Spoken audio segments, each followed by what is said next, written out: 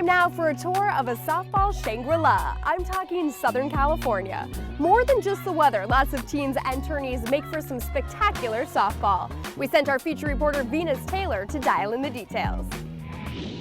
Southern California brings great weather with incredible sunshine, amazing facilities. This is world class. Right you are, Venus. California's state logo is represented by a golden bear. And out west, softball is, pardon the pun, very, very popular. California hosts some of the largest tournaments in the nation and knows how to throw a softball party. Well, it's been outstanding. Obviously, a very high IQ out here in Southern California. A lot of great softballs played for years and years. Because you can play year-round versus, like, let's say, and I hate to always go back to the weather, but, a team in New York, they can't play for 6 months out of the year, whereas travel teams in Southern California can play year-round. There is no doubt the size of California has plenty to do with the softball success, but there is something else, something intangible in the Cali softball sports scene.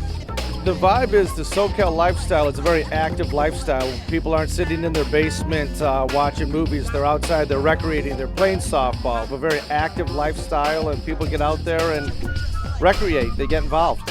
Well, there are tournaments throughout Southern California every weekend, just about every weekend out of the year. We take golf sometimes for Christmas, sometimes for New Year's, but other than that, pretty much every weekend. The recent Softball World Cup held at Bill Barber Park is an example of how to do it. Teams from around the globe gathered in a showcase of sportsmanship and great games. The World Cup does bring a lot of great opportunities, not just for the players, but for the fans to get intimate, in all honesty, because the venues that we have are softball venues. They're not baseball venues that have been transported into softball timeframes. So the fans bring a lot of energy directly to the field, so right on top of it, which is nice. And then they're heroes. A lot of the girls that are there in the audience and watching the games, that's their heroes on the field, and so that in itself brings personal energy to the girls on the team.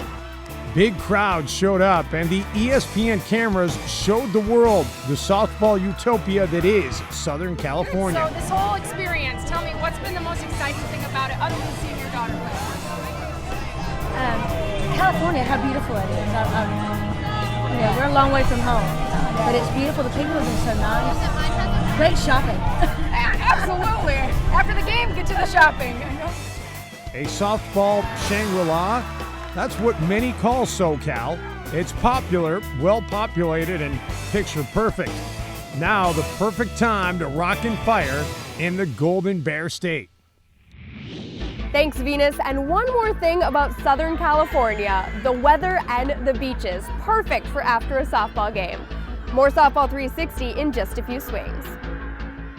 Still ahead, an epic slugfest in St. Louis as Miken's Denny Crine and Dee Marini's Bubba Brungart go toe-to-toe, blow-to-blow for the final spot in the ASA Stadium Power Tour Finals.